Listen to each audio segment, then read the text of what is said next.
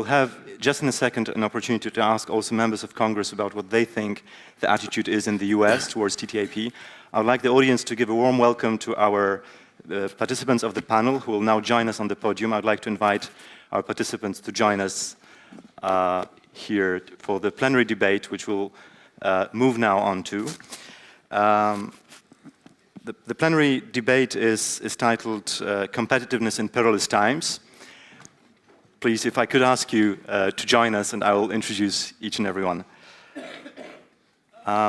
With us is Mr. Jan Krzysztof Bielecki, who is the former Polish Prime Minister and currently President of the Economic Council of the Polish Prime Minister Donald Tusk.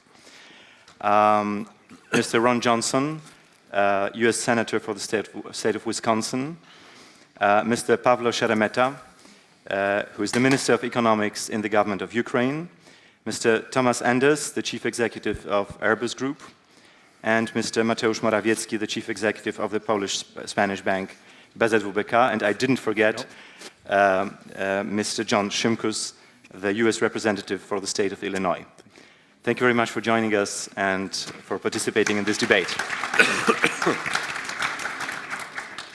The subject of our discussion is pretty straightforward, but also very vague. We'll talk about how to build, retain, and increase competitiveness in times of instability and insecurity. As you know, there are very many complicated definitions of competitiveness. The simple one is that it's the sum of factors that make your business or your country grow in an open market environment. We have lived for at least a few decades now under the spell of stability and security. We thought that all we need to do is actually open up our markets, deregulate our economies, and that our economies and businesses will grow. What we have learned about over the past 7 years is first we learned that financial stability is not a given thing. Since the Lehman Brothers crisis and then the banking crisis also in the Eurozone, we know that the financial system can be a source of instability and recession. The thing that we have learned more recently is that there might be also security threats and security concerns, even in such a stable region like Western Europe, or Europe in general, as we have learned on the case of Ukraine with regard to Russia. We have learned that physical security, military security is not a given thing. Those two factors, financial instability and insecurity, have contributed to a bad situation in our economies. In the US, later we had a crisis in Europe, now we have a deep crisis in Ukraine. So I wanted to start with a person who really knows what he's talking about when he talks about managing an economy in insecure times, namely Mr. Sheremeta, the Minister of Economics. I want to ask you, you're actually sitting in a government who has to deal with a deep economic crisis while having at the same time a security crisis in the East, or to say directly, signs of civil war. Is really competitiveness an issue on your radar, or are you much more focused on crisis management now? How does your work in Kiev look now? Thank you, Mr. Chair. You know, in a dark room like this, conference morning, 9 a.m., you know, it's a tendency for people to fall asleep, but not, of course, at this forum because so many important speakers and very interesting ideas. But there is a second reason I couldn't do that, because the word Ukraine was mentioned probably in every second or third paragraph. And I'm a little humbled by this, if not embarrassed, actually, because, well, I'm happy that Ukraine is mentioned, but I would like maybe in the next 20 to 25 years, Ukraine to be mentioned in every second or third paragraph, like Poland, for its success, for its transformation, for its road ahead. And we are paving the foundations of that road. And we are so happy and so delighted and actually so thankful to so many partners. Being here in Poland, of course, let me mention Poland first of all. In the darkest, most difficult moments on Maidan, the knowledge of European and Polish support, transatlantic, global support, US, Canada, just to name a few, was absolutely crucial, vital, and important. So thank you. We understand that now we have to deliver basically on the trust of Ukrainian people and of the global community. Now back to your specific questions. Let me also kind of connect it to Polish experience, because during these 3 months that we are in the government, I had the excellent opportunity to already speak to two legendary Polish reformers, Deputy Prime Ministers Balcerowicz and Kolotko, and I look forward to today's opportunity to talk to the Prime Minister, Bielecki, on the experience of reform. And it was basically Balcerowicz who summed it up in 3 concepts. And that's what we are doing, crisis or not. By the way, I don't think we have the signs of the civil war, so I would vehemently deny that. I was in Donetsk in March. That was my first business trip from the office. And believe it or not, it was peaceful and quiet. It was March.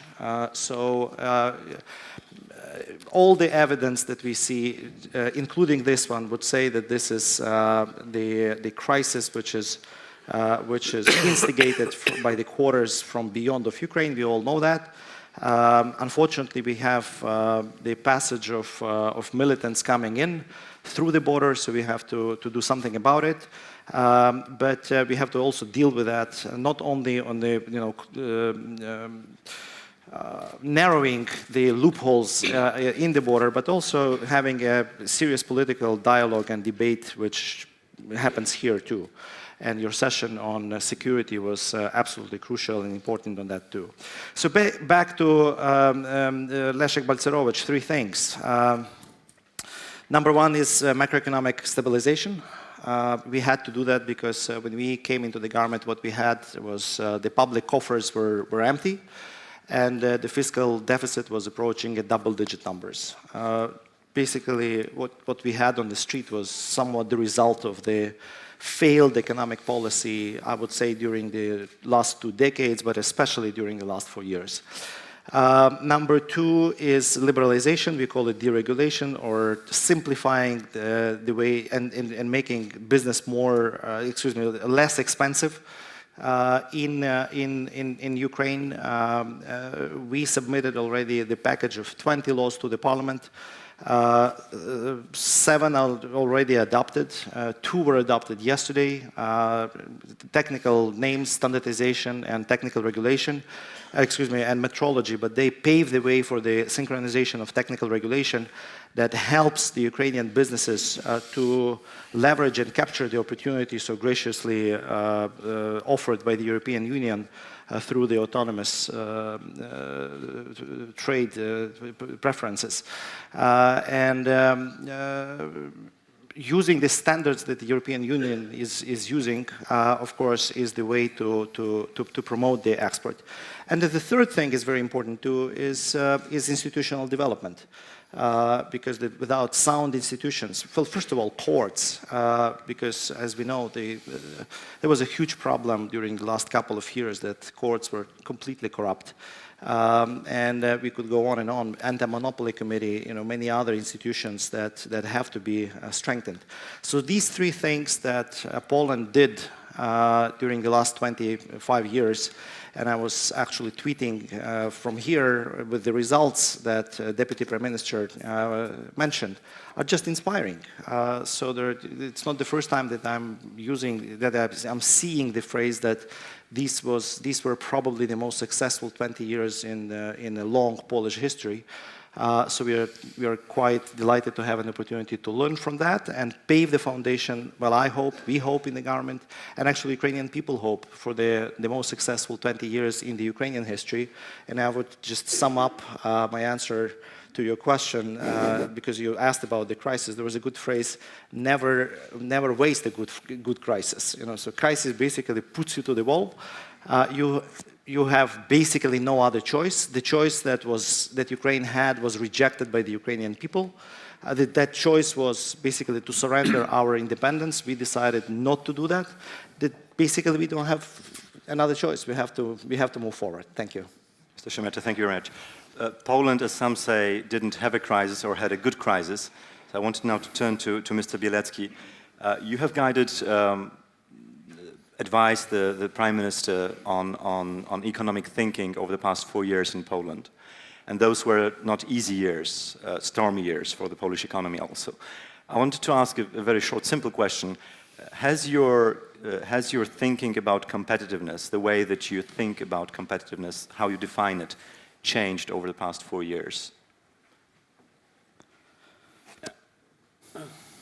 I can't find strong evidence of the saying, but in the old days I memorized such a saying by Galbraith, who said something like that when the snows are melted, the rubbish is emerged, something like that.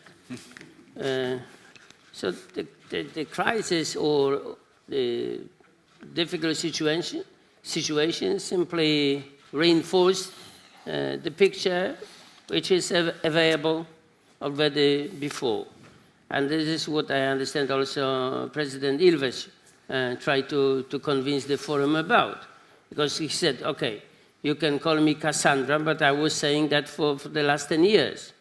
It's a bit pity that it took you so many years to understand that I was not a xenophobic, Austrophobic, Russiaphobic or whatever, but I just had my opinion shared with you, but you didn't believe me. So, and the older you are, the little bit, then you are maybe a little bit more cynical. So you don't sound naive, neither naive nor complacent. So we from the day one we knew what should be done. I think the number one principle for us was to maintain growth. So never, and this is also what Prime Minister Bieńkowska said this morning. She said that we never sunk. So keep your head above the sea level. So, because otherwise you will lose momentum and confidence of the public also will disappear. So, regarding competition, yes, okay, we have some clear principles, but these are quite universal, that if we deal on imperfect market, then it's difficult to speak about perfect competition. If we look at the energy market, and this is what the Prime Minister have been saying for last couple of years, it's difficult to speak about free competition. We have plenty of long-term, 20, 30 years long deals, which secretive clauses and some probably also additional incentives. So then, of course, we raise the question, how could we deal with the situation when the market is distorted? But again, this is nothing special. I hope even the Commissioner could accept this point of view. I would have one additional question. My thinking goes in a different way. Did security trump competitiveness in the government's thinking? In the sense that security became tantamount and priority in front of improving competitiveness? Now, this is exactly what I have been saying for the last 5 minutes. I tried to explain. If you are not naive, if you are realistic, then you don't have a problem that suddenly you are awakened and say, oh my God, situation is changed. No, oh, we have a security problem. And then I go through the program of the conference and then I read that we are living in what? In perilous times, yes. But to translate perilous into English means that it's marked with the danger. Yeah. And that's what I'm saying. President Ilves also explained that there are some risks that maybe for some of the Western countries, Russia was a symbol of democracy and peace. For us, it was a little bit authoritarian country from day one. Today, we are surprised that you are surprised. But you tried now to convince me why we are now. So let's put the house in the order, you know, and then don't ask me the question, you know. Because for us, it's a business as usual. These guys, some other colleagues are pretending that it's a business as usual, but it's not. So we can say that we are more or less performing as we did a year ago, 2 years ago, 5 years ago, but the other colleagues, more experienced and more intelligent, of course, and they have to review some of the issues, and now the process is under revision, and maybe, hopefully, we could come up with the conclusions. But still, at the European level, there is a quite significant differentiation of views. What does it mean in practice, perilous times?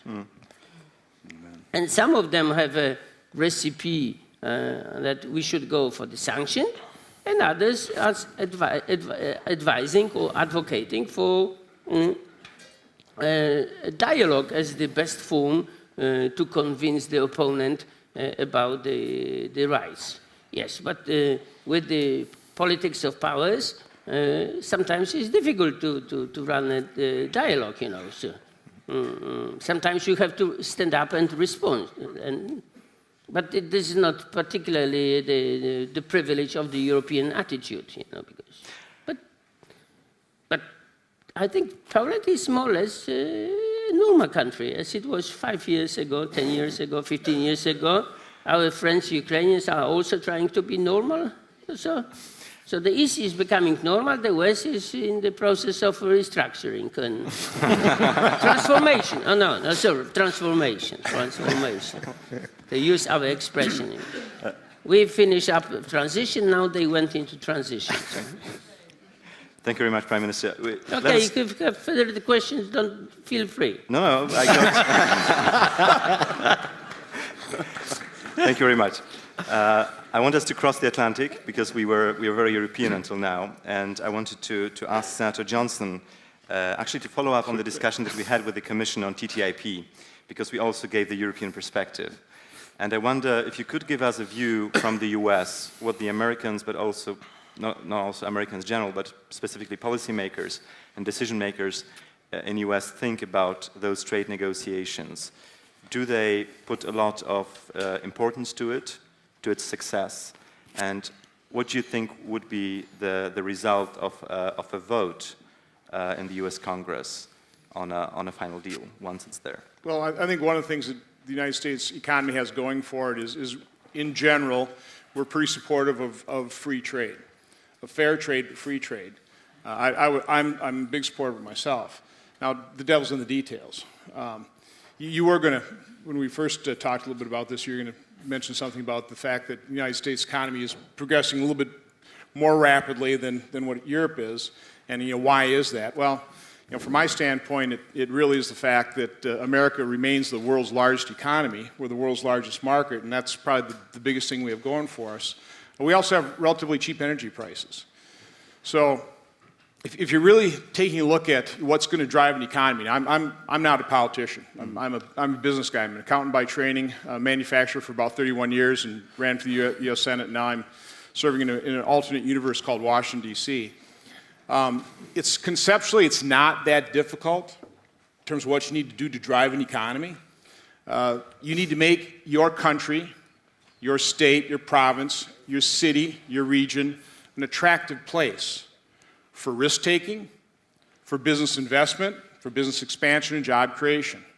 Now how do you do that? Well, as a business guy, you start benchmarking. We've heard the word competition here repeatedly. Well, no country, no state, no city has the luxury to decide not to compete. You have to compete. And so you have to figure out what are the factors that you have to compete on. So from my standpoint, as a nation state, okay, we're the world's largest economy. America, we've also got relatively cheap energy prices, but we're not particularly competitive when you take a look at our business tax rates, our onerous and very complex tax system. And from a standpoint of regulation, just a self-inflicted wound. In America, it costs $1.8 trillion per year to comply with federal regulations. Now, to put that number into perspective, it's a number that's larger than all but 10 economies in the world. And so I don't care what nation, city, or state you live in, the goal is to make your place an attractive place for business activity. And one perspective, as a business guy going into government, I really do not believe enough people in government really understand how difficult it is to run a successful business. I hear all the time, well, those guys can afford to pay a little more taxes. It's not easy to conceive of a product or service that somebody else wants to buy. It's even more difficult to produce that product or provide that service at a cost that is less than you can sell to somebody. And so, I come from the state of Wisconsin. We had a governor get elected, and one of the first statements he made is, hey, Wisconsin, we're open for business again. To me, that's where it starts. You need to be welcoming. You need to incentivize business creation, expansion, and success. And far too often in the political world, we demagogue against it. We demonize businesses. In America, we call them big oil, big pharma. I'm sorry, I actually like gas stations sprinkled all over the countryside because I drive my gas tank down to just about zero. I actually want life-saving new drugs. So, my advice in terms of global economic activity is we need to welcome it. We need to incentivize it, and when people are successful, we need to celebrate it.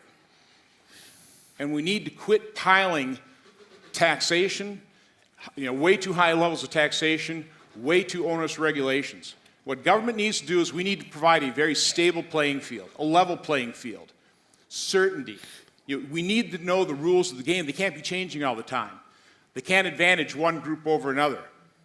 I think that is absolutely crucial. And when you're really over here in Eastern Europe, as an American, you also understand a government free of corruption is incredibly important. And let's face it, no government is free of corruption. There's a spectrum of it.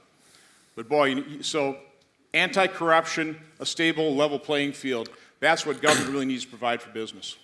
And in terms of attitude towards TTIP in the US Congress, are there great expectations with regards to that deal, or is it waiting on the sidelines, see what comes out? As ranking member on the European Subcommittee of Foreign Relations on TTIP, I'm pretty well versed in it, and it's a topic that comes up all the time. Right now, I'd say it's not really big on anybody's radar screen. Unfortunately, we have an administration that has not really pushed free trade deals, and I think that's very unfortunate. As now in this political realm, it's not popular being for free trade. And I don't think it's probably popular in any country to be for free trade because, again, you have that protectionist attitude. But, macroeconomics works best on a micro level. And what I always try to point out in terms of free trade, if you have 10 farmers, is it better for each farmer to grow 10 of the crops? Or is it better to have each individual farmer specialize and each only produce one crop and then trade? I think the answer is obvious. But it's extremely difficult to make that point politically because it's very easy to show when a factory closes down and gets moved over to China or India or Mexico. It's very easy to point out that. It's more difficult to make the case that, but because, and it's the moral thing to do from my standpoint, that we are allowing, through trade, countries to develop, for people to better themselves, to offer their labor at a far lower rate. Well, we can take advantage of that as consumers. So instead of paying $100 for a shirt, we can buy them for $10. It's harder to make that beneficial case as opposed to showing 500 individuals who lost their job as the factory closed down. So I'm always looking for as much positive information to make that case for free trade. And this is where you need responsible political leaders trying to make that case for the public in terms of the general overall good of trade versus pushing the political button going, well, our farmers are going to be disadvantaged, or, just go down the list, which is why these trade negotiations are always so difficult. For us to understand, in terms of your particular constituency, when the vote comes up in the US Senate on the deal, are there, based on the interests of your constituency, are there any particular things that you will be looking at as senator in the deal? I'm happy with this, I'm unhappy with that. Sure, right now one of the bigger issues is labeling. There's a real push on saying we can't call Wisconsin cheese Swiss cheese. Okay, those are becoming generic labels, and again, from a standpoint of protectionists, there are some countries that want we want to. That's the name of our city, so you can't use that name. That would be one of those individual stumbling blocks, and let's hope that those petty little problems don't blow up into a situation where we cannot seal the deal and actually move forward and vote for this trade agreement. I want to move now to Mr. Anders. The senator raised it briefly that politicians and think tankers are very good at giving advice to business people on how to do things and how to be competitive. Now, you are leading a company, a huge company that is on a very competitive field and which is a global company and has to compete on the really big markets. What is your take on what is important, what is the key factor for staying competitive when leading a company? Well, thank you. In the current times, sorry. In the current times, of course. In the current times, let me start by commending Commissioner de Gucht for the very important work he's doing together with his American counterpart on TTIP. I mean, there's a lot of noise right now of people who are against it, but I can tell you, and Mr. de Gucht knows that the business community on both sides of the Atlantic is almost entirely united supporting that. And we're doing that for good reason, talking about competitiveness, because we are convinced that even if the agreement in all its details will perhaps not benefit each and every company, but we should be able and would be able through such an agreement to achieve an environment that is much more conducive for doing business, for growing business in the transatlantic perimeter and beyond than if we didn't have that agreement. And I think it's probably clear to every defense and security politician that the corollary to strengthening NATO is TTIP. I think TTIP should be seen as a very important element of enhancing security and defense for the transatlantic community. But you're credible, you're strong, and hopefully you can also spend a little bit more on defense if you have a flourishing economy, if you're doing well. So very important work, and I want to say that at the outset.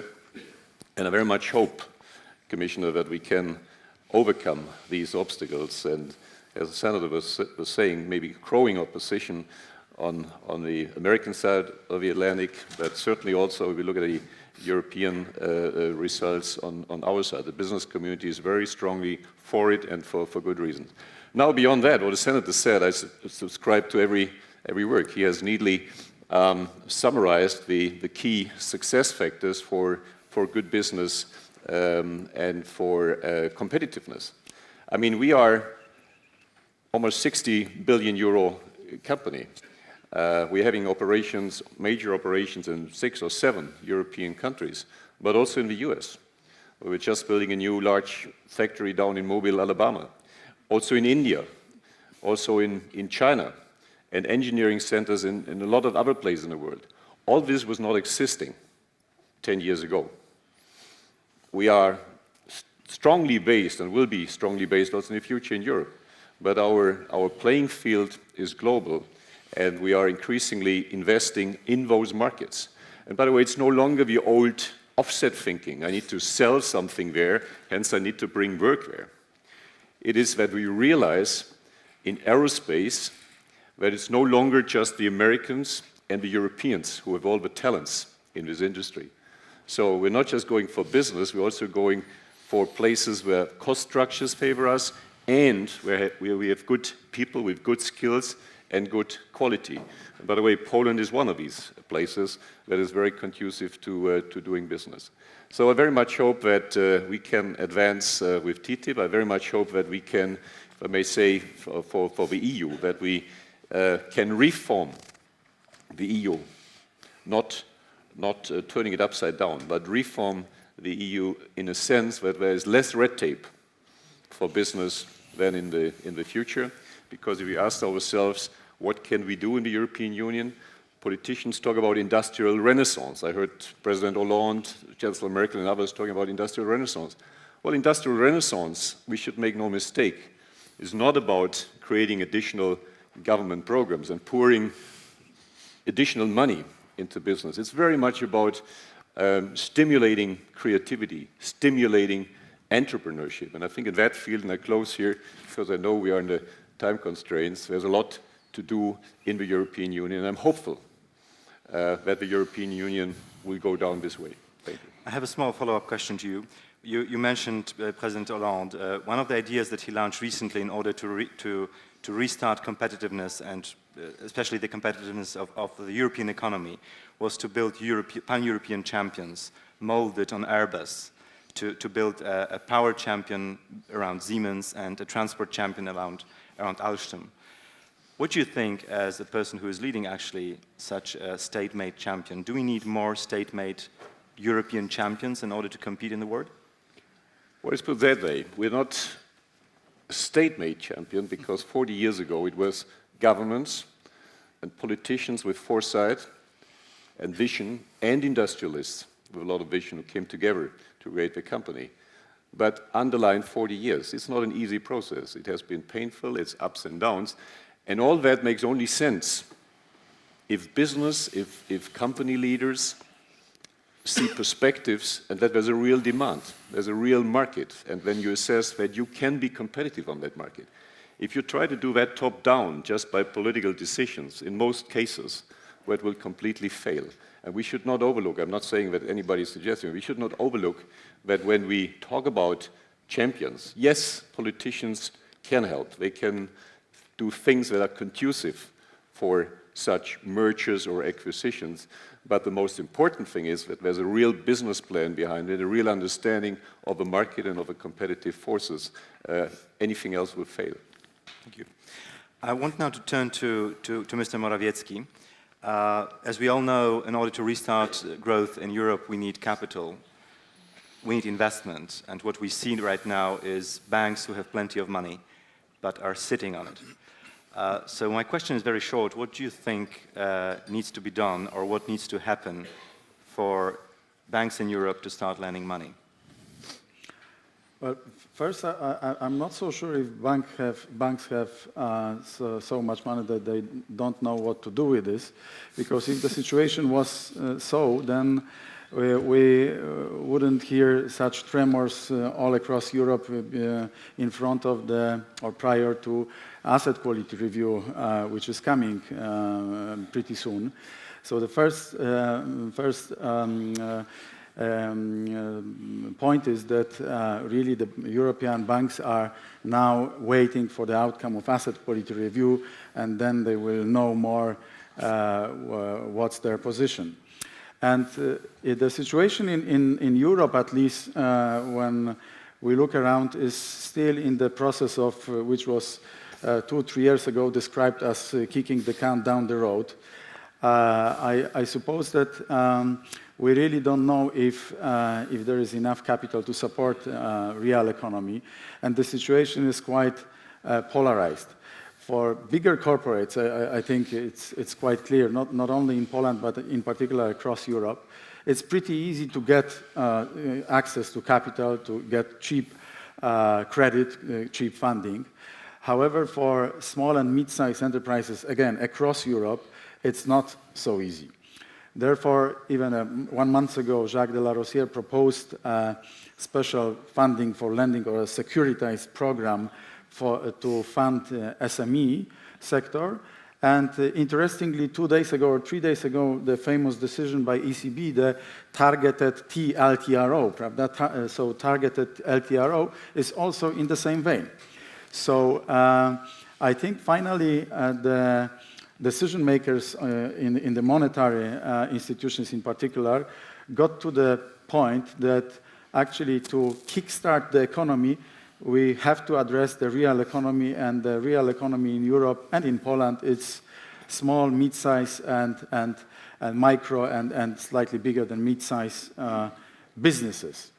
And to do so, I think the even more interesting part of the decision by ECB, taken by ECB 2 days ago, more interesting than the quantitative easing and the deposit rate below zero, was the announcement of the special targeted LTRO for all the banks of the Eurozone and the European Union, which will be using this for the purposes of financing small and mid-sized enterprises. So this has not yet started, and we are maybe at the beginning of this freeing some portions of the capital to fund lending for small and mid-sized companies. However, I'm not extremely optimistic on that, because some countries like the UK in particular, they did have this program funding for lending already established, and with no major success. So in order to probably in order to accelerate and enhance the financing for the economy, we need to confront even bigger issue, which so far has not been addressed to such an extent as in the United States in particular, which is writing off bad debts and deleveraging some parts of the private economy. Because more and more the European banks are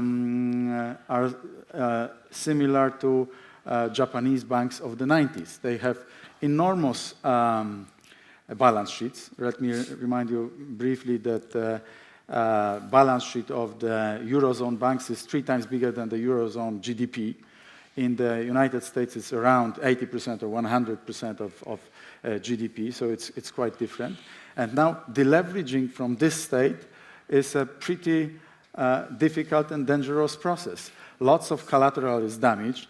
By the way, it's very interesting, Wawrzyniec, that you said at the beginning, security concerns. Let me remind you that until half a year ago, security concerns in Europe meant only concerns around the collateral, not the military security or anything like that. So the situation is really changing pretty fast. And in that context, lots of the collateral security in the banking sense of this word is still tied up, and without deleveraging, it's going to be very difficult to free up this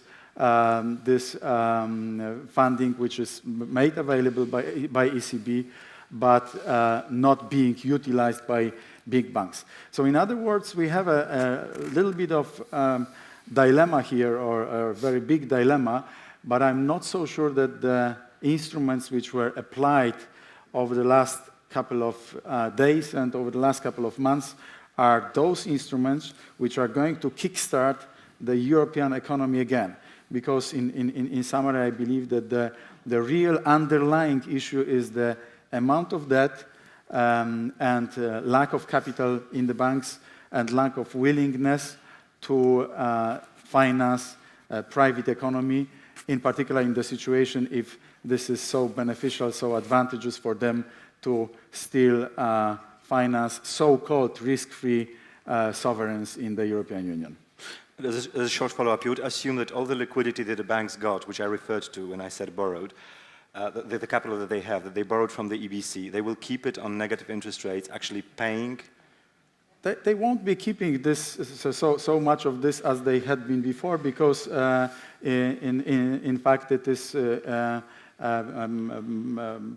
punishment which ECB has decided upon. But what will happen will probably contribute to the reduction of the short-term bonds at the short end of the yield curve, and then with it there will be fall of the or reduction of the prices of many other assets, which is the intention of ECB.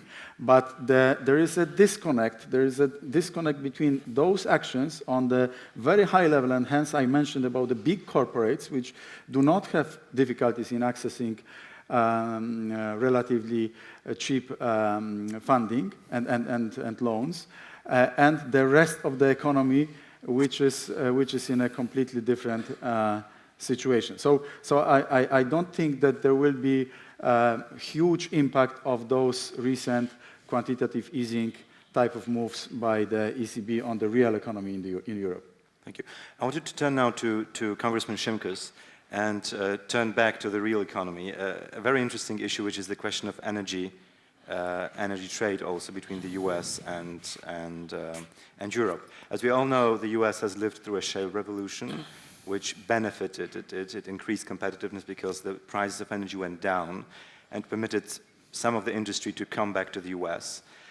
On the other side of the Atlantic, we have Europe, which is, at least Eastern Europe, very much dependent in terms of energy imports on Russia, about which we are more and more unhappy, especially with the current policies of Vladimir Putin. So the question comes up, and it came up about 2 months ago, whether we shouldn't open up a market, whether we shouldn't ask the US to start exporting energy, especially LNG, to Europe. There are technical problems because there aren't terminals which would permit this export. But I wanted to ask what the mindset is in DC about that. Because there obviously is a choice to be made. Do we want to keep the shale that we have in the US, keeping energy prices low, or do you want to start earning money on it by selling it, for example, to Poles or other Europeans? Well, thank you for the question and the invitation. It's great to be here. Let me say this. First of all, the United States, just on TTIP, has to have, we've got to move the administration to ask for trade promotion authority so that in the negotiations there's confidence in an agreement, and then we'll confirm that. This does all tie in together, and that's key. TTIP is critical to help keep a strong alliance, obviously that we have with our European allies and this transatlantic relationship that we had for a long time. LNG exports is critical to that. The House is already moving through legislation. We had to modify it. It was basically going to be to our NATO allies. We changed it for WTO compliance to move it quicker through the House, and I imagine we'll see a bill on the floor. But it does show you how the world significantly changes in just a matter of months and a matter of years. We are experiencing the boom of energy in the United States. The climate debate might affect how much we benefit now from the energy prices, but we now have to go through the regulatory process to retrofit our LNG import terminals to be able to export. And I'm not a 100% fan of the administration, but I would say they are doing a fairly decent job in moving through the regulatory process to re-permit these import terminals to export. Mm-hmm. And I'm very close with the Baltic countries. I applaud Lithuania and the port being built in Klaipėda, and actually the import ship is actually being moved over as we speak.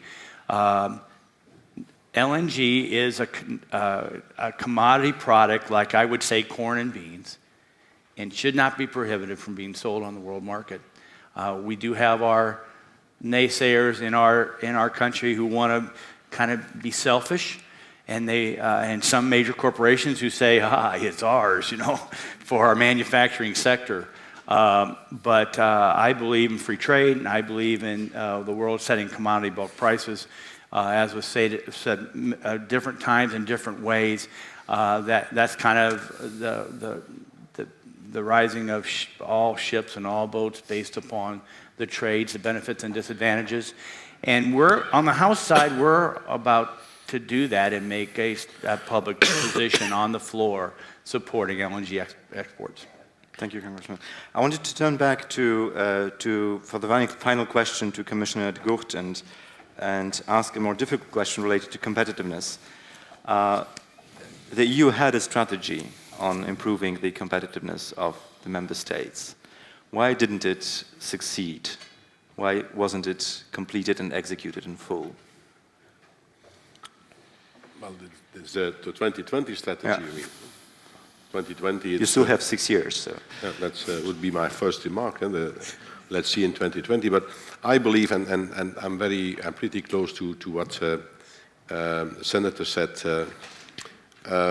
It's about how do you build competitive companies, And what we need in Europe is much more product-oriented research.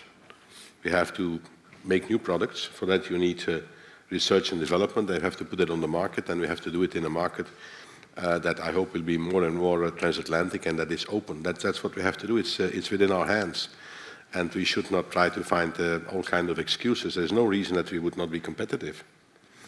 I'm pretty confident with respect to that.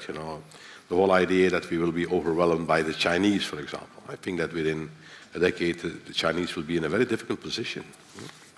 And we will still be a vibrant and a democratic in a democratic society. So I'm not pessimistic about the future of Europe. Let's take energy. There were a lot of questions on energy, and rightly so. We can give a new direction to energy policy. You know?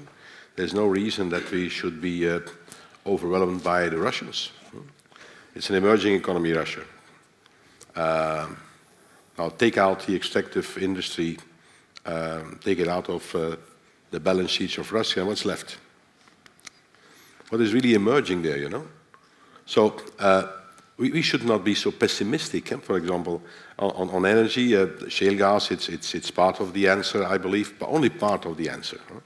But we have always defended together, the United States and ourselves, raw materials policy, and we won several cases before the WTO. There's no reason that all of a sudden the United States would have a different approach with respect to energy. By the way, they couldn't, unless they stop extracting it. But there is more. I mean, for example, we should interconnect our grids in Europe, which is perfectly feasible. It's costing between 3 to 5 billion euros, which is perfectly feasible. Then you cannot singularize a country anymore. There is the antitrust case against Gazprom, because now they sell gas with a non-re-exportation clause, and then, of course, you can cut the European market into pieces. That's what they are doing, having different prices for each member state, not for, but for a number of European member states. We should make away with that. You know, we can make away with that. If the situation calms down and gets to normal with Iran, because they finally agree that they should stop nuclear development that has no civil purposes, that's another source of energy that we could have. So we can put into place a European energy policy, and we should do it. And it would add enormously, I believe, to the trust that you need to have a thriving economy. Because now people are scared. Can I make an investment? Should I take this risk? The governor of the Polish bank mentioned the banking landscape in Europe, and I think he was perfectly right in what he was describing, with lack of trust. Banks don't trust each other anymore. That's why they lend money to the European Central Bank and not to each other. So they have to reinstate trust. Why do we have to do it?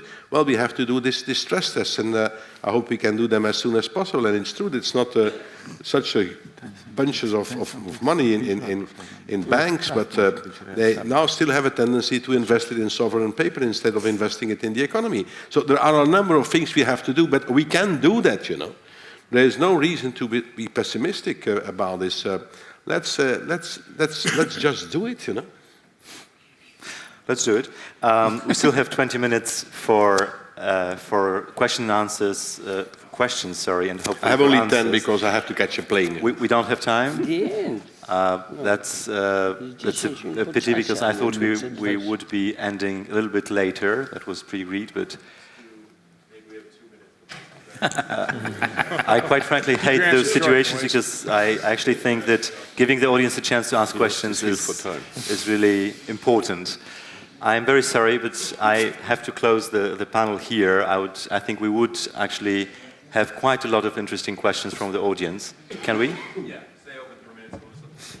Okay, so I can open the floor. Are there any questions which we could take? We'd be very happy to. There is a gentleman in the back. If the gentleman in the back behind you. If I just could ask to say your name and keep short. Alan Riley, City University. My question is very simple. It's following on from the Commission's energy security paper, which came out a couple of weeks ago.